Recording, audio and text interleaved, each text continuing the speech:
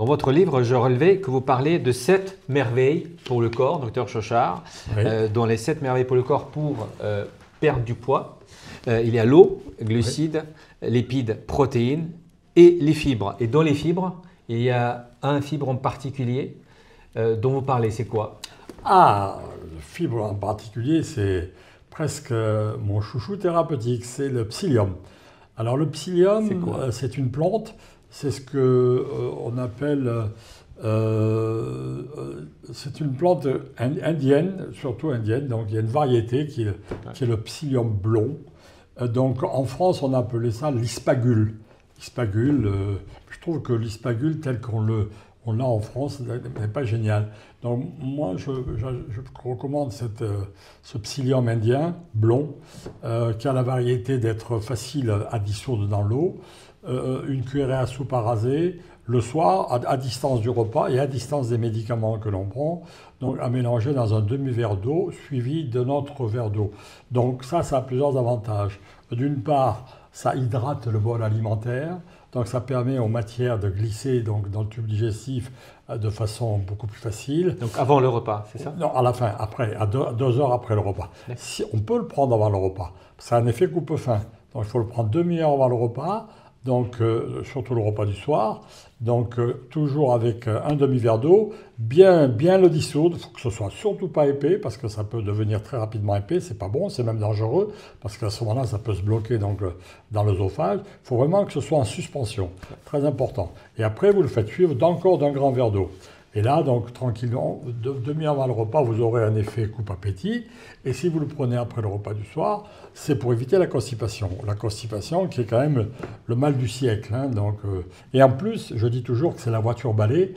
Ça fait comme ça enlève tout ce qui est microbes, bactéries, etc.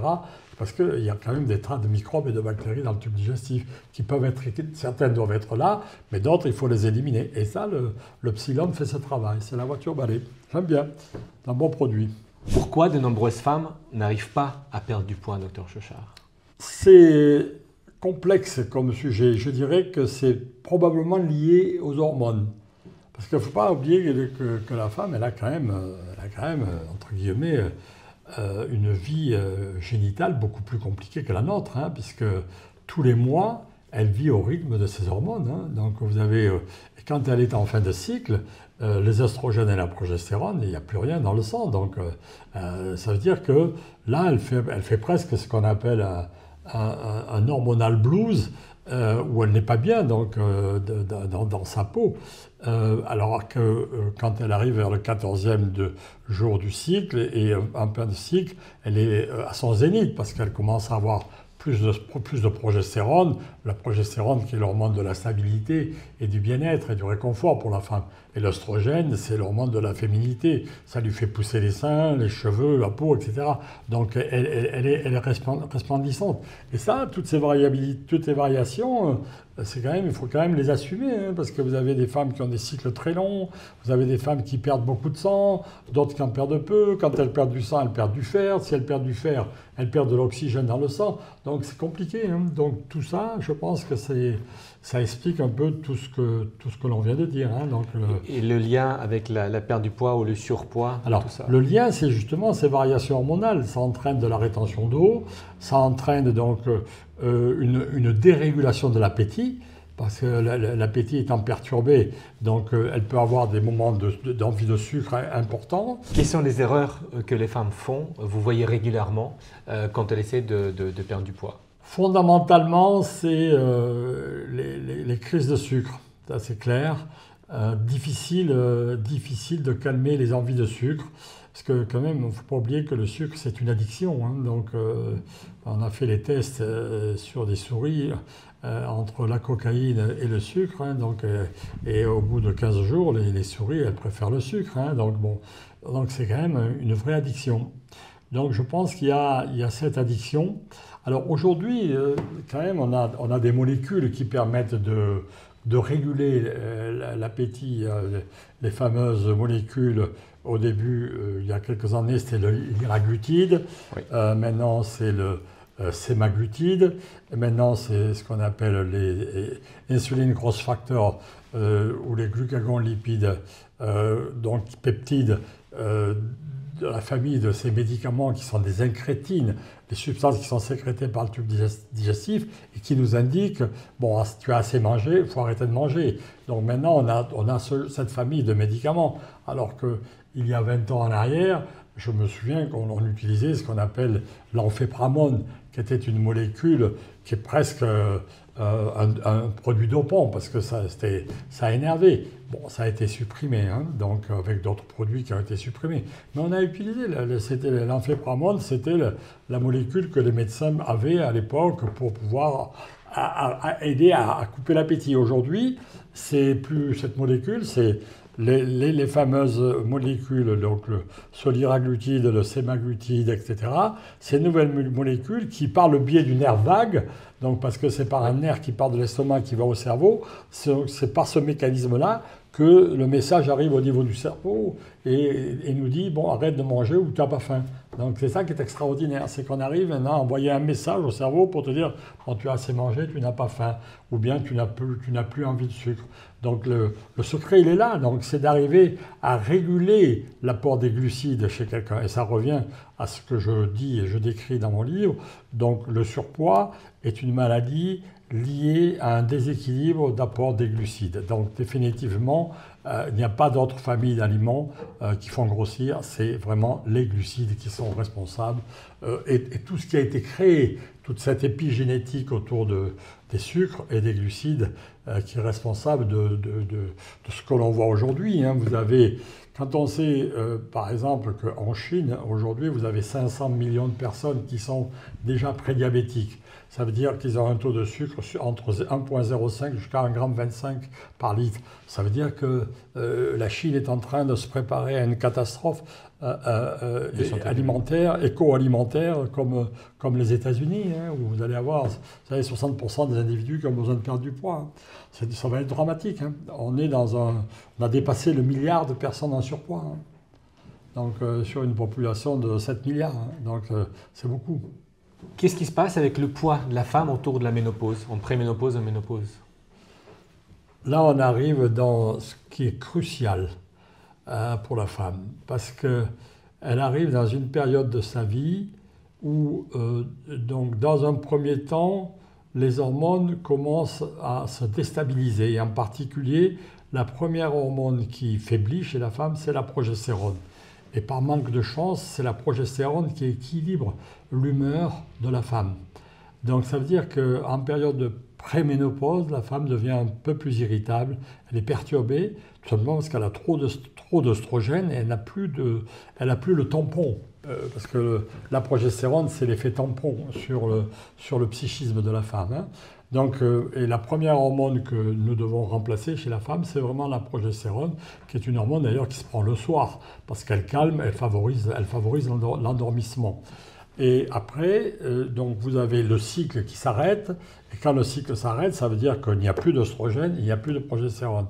Ça veut dire qu'une femme, et c'est ça le malentendu, c'est qu'on parle de ménopause. Ah ben oui, elle a fait sa ménopause. Oui, mais elle fait la ménopause, ça ne dure pas 3-4 ans la ménopause. La ménopause, il y a avant la ménopause, la vie génitale jusqu'à 50 ans, et après la ménopause, c'est-à-dire post-ménopause, qui dure jusqu'à la fin de sa vie. C'est-à-dire que la femme est dans un état de ménopause, donc ça veut dire menstruation, pause, donc la pause des menstruations, l'arrêt des menstruations. Donc ça dure jusqu'à la fin de sa vie. C'est-à-dire que sur la fin de sa vie, jusqu'à la fin de sa vie, la femme doit vivre sans œstrogène, sans progestérone. Sans compter qu'en plus, le peu de testostérone qu'elle fabrique, elle en fabriquera un tout petit peu de plus en plus. Donc, parce que chaque femme a aussi de la testostérone, hein, comme chaque homme a un tout petit peu d'oestradiol. Elle a la testostérone qui augmente, en même temps, elle a l'hormone de croissance qui a diminué, elle a le cortisol qui réagit moins bien avec les glandes surrénales, elle a la thyroïde également qui affaiblisse. Vous savez, toutes les hormones, toute l'endocrinologie hormonale de la femme s'affaisse à cette période-là de la vie.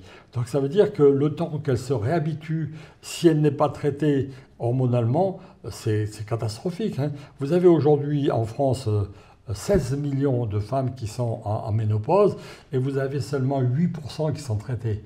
8% de femmes qui sont traitées par les traitements hormonaux de substitution. Alors qu'en Qu'est-ce que vous en pensez? Alors qu'en France, nous avons des hormones de substitution extraordinaires qui sont complètement bioidentiques, qui sont les mêmes que celles que vous sécrétez donc, quelques années auparavant. Donc, et l'histoire du cancer du sein, de tout ça, donc, c'est des aberrations qui n'ont pas lieu d'exister, puisque au pire, dans le traitement hormonal de substitution, au pire, ça peut révéler le cancer du sein, ça peut le révéler, mais en aucun cas ça peut le provoquer. Ça peut le révéler et ça peut permettre de le traiter plus tôt.